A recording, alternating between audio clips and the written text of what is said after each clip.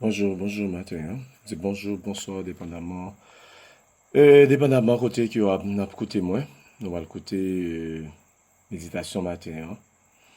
Méditation que nous allons faire sur le thème la totale consécration. La totale consécration. Un texte. Exode 32, verset 29. Moïse dit, consacrez-vous Jésus à l'Éternel. Mais consacrez-vous toujours à l'Éternel, même en sacrifiant votre fils et votre frère, afin qu'il vous accorde aujourd'hui une bénédiction. Consacrez-vous aujourd'hui à l'Éternel. En nous la prière, Seigneur, nous remercions infiniment pour grâce, pour amour, pour fidélité, pour grandeur, pour magnificence. Nous remercions d'être que ce matin offre une possibilité pour nous faire réflexion ça. Alors, Seigneur, va aider nous simple, clair, précis. On va permettre que chaque monde qui prend le côté nous entende et mette en pratique. Amen. Ce jeune matin, c'est la totale consécration. Même si nous avions une période spéciale dans l'histoire mondiale. Ça fait déjà plusieurs dimanches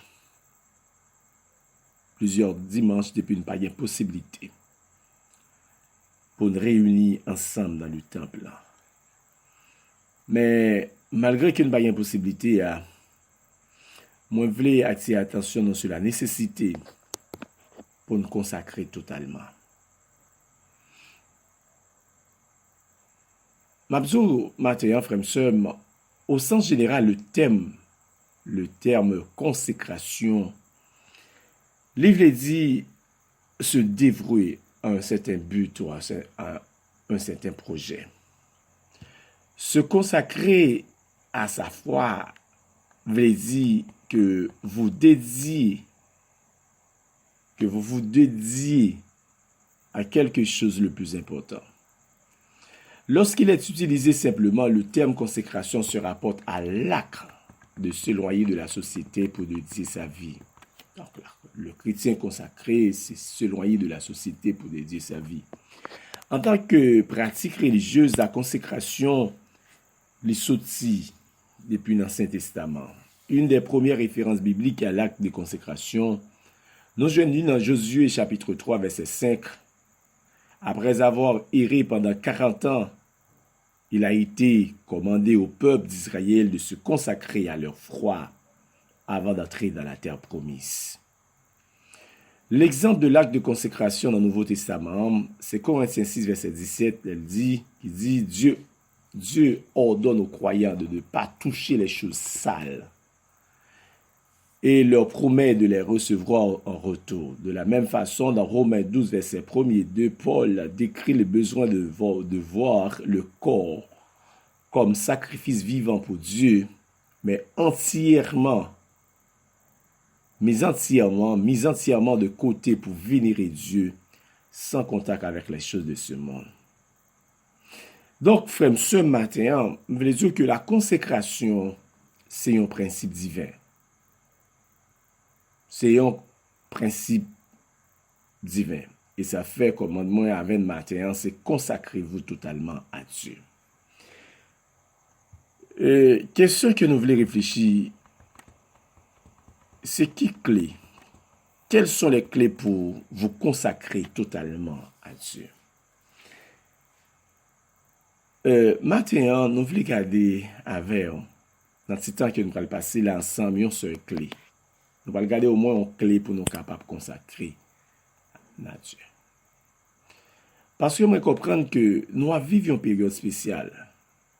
Se rapprocher, la consécration à Dieu, il doit évident. Nous devons profiter de ce moment spécial, loin du temple, là, pendant le confinement, pour nous capables de consacrer totalement à Dieu. Unique clé que je voulais partager avec vous, qui est capable de permettre de consacrer totalement à Dieu, c'est rapprochez-vous de Dieu.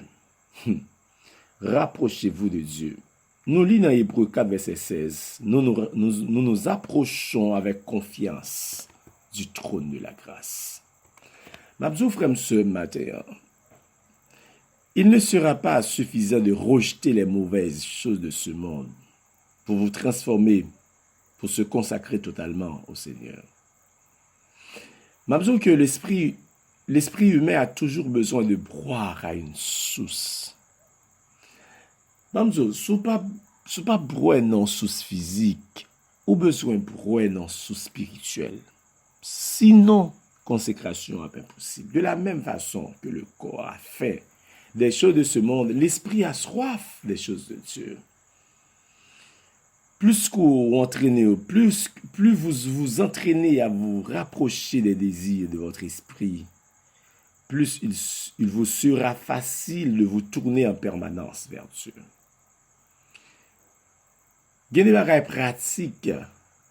Il existe des choses pratiques que vous êtes capable de faire pour approcher de Dieu. Maintenant, je voulais parler de deux bagages pratiques que vous êtes capable de faire maintenant pour approcher de Dieu. Premier bagage pratique, c'est la prière. La prière, c'est le pouvoir de parler à Dieu. La prière, c'est la respiration de l'âme. Moi, j'ai trouvé autant d'exemples dans l'Ancien contrat, dans le Nouveau contrat, dans l'Ancien Testament, Nouveau Testament. Côté, les serviteurs de Dieu les plus exemplaires, c'est les serviteurs qui gagnent une pratique dans la vie, qui c'est la prière. Moïse donne l'un des plus remarquables exemples de prière de l'Ancien Testament. Moïse, c'est un exemple.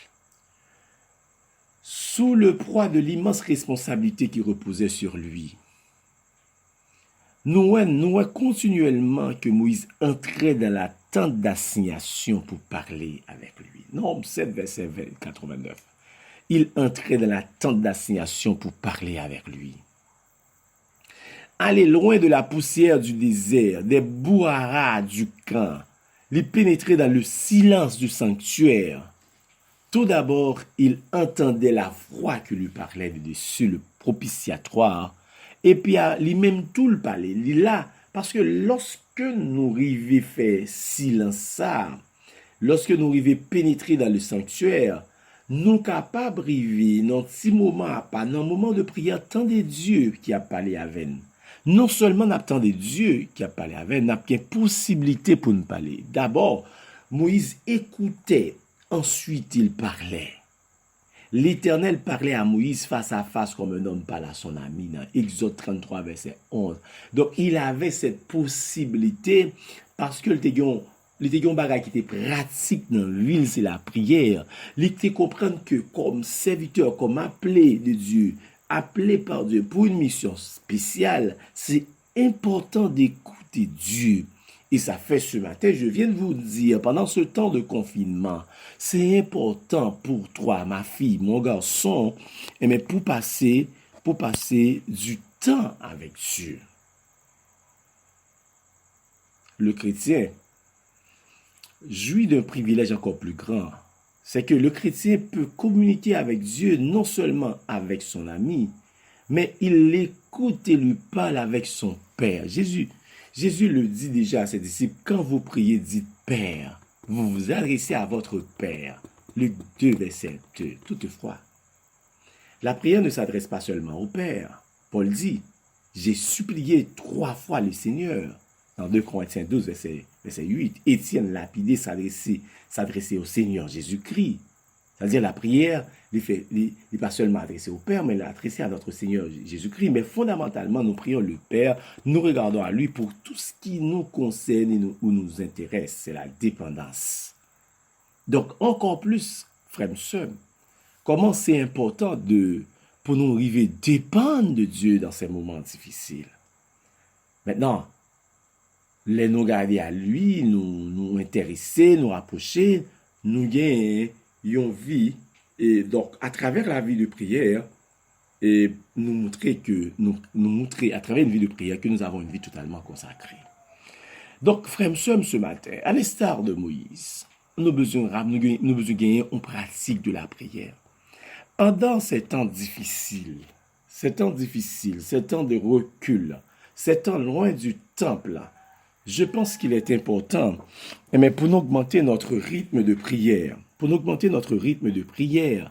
parce que comment nous capables d'arriver à rapprocher de Dieu sans la vie de prière. Et me penser tant ça c'est temps pour nous prier plus. Pour qui ça pour nous prier plus? Parce que nous vivons des moments vraiment difficiles. Nous vivons des moments terribles dans l'histoire du monde où, côté, et à ma connaissance, pour ma génération, c'est la première fois, pendant plusieurs générations, c'est pour la première fois que nous sommes loin du temple. Nous ne pouvons pas pénétrer dans le temple à cause d'une pandémie. Donc, nous avons un ennemi qui est la pandémie. Donc, comme nous avons un ennemi, c'est important d'aller porter plainte. Mais comment porter plainte? Pour nous porter plainte, nous devons faire, nous faire à travers la prière. Deuxième bagage que nous avons besoin de faire pendant ce temps de confinement, frères et sœurs, c'est l'étude de la parole de Dieu. Nous avons besoin de lire, étudier la parole de Dieu. Alors, la Bible est la parole de Dieu pour nous. C'est la parole inspirée de Dieu. 2 Timothée 3, verset 16. Elle est la parole de Dieu pour nous. La Bible nous équipe pour servir Dieu. Nous donne nos équipes pour servir Dieu. 2 Timothée 3, verset 17. Afin que l'homme de Dieu soit accompli, parfaitement instruit pour toute bonne œuvre. L'homme de Dieu soit accompli. Pour que, ou même, moi-même capable de serviteur accompli, nous besoin lire, étudier la Bible. Elle nous aide, la Bible nous aide à comprendre comment être sauvé du péché et de ses conséquences ultimes. La méditer et obéir à ses commandements, ça lui a fait, donneront du sens à la vie. La méditer, la baille sens à la vie. Nous lisons dans Josué 1er, verset 8, que ce livre de la loi ne se loin point de ta bouche. Qu'est-ce que nous devons faire? Nous devons méditer cette parole jour et nuit pour agir fidèlement. Ça veut dire quoi, frère, sœur? Nous ne pouvons pas agir fidèlement si nous n'avons pas appliqué que nous à la lecture et l'étude de la parole de Dieu. La parole de Dieu nous ouvre les yeux sur le péché dans notre vie. Aidez-nous pour nous arriver séparés de lui. La parole nous guide dans notre vie, nous rend sages. La Bible permet de nous éviter de gâcher notre vie en nous concentrant sur ce qui n'a pas d'importance et bagaille qui ne peut pas durer. Donc vous voyez, frères et sœurs, ce matin, dans cette période spéciale, pendant que nous mettons en application les conseils des autorités, moi pensais matin, pendant ce temps spécial, cette période spéciale, nous avons besoin de concentrer nous pour nous étudier la parole de Dieu, pour nous gagner une vie de prière. Une vie de prière, c'est ainsi nous capables profiter de ce temps pour nous plonger dans la totale consécration. En fait, frère, je ne pas gagner vie chrétienne, pas gagner vie dans l'alliance. Pas oublier, moi toujours aimé dire ça. Nous entraînons alliance avec Dieu. Dans le cadre d'alliance ça, frère, c'est important pour nous gagner un rapprochement. Et rapprochement, lui, de fait à travers deux bagages pratiques matin en vie. Deux bagages pratiques au besoin fait, c'est la prière. Lorsque au senti pas qu'à prier, au besoin fait plus de prière. C'est ça, un serviteur de Dieu dit. Lorsque vous pas prier, ou besoin la prière. Lorsque vous pas capable, ou besoin, lorsque vous comprenez que pas de prière encore, ou besoin seulement prier. Pas seulement la prière comme bagage pratique, ou besoin étudier la parole, obéir à cette parole que vous étudiez. Bon Dieu béni, frère et sœur. Bon Dieu béni au matin. Que journée encore ce dimanche, va vraiment un dimanche béni, pour même avec toute famille. Amen.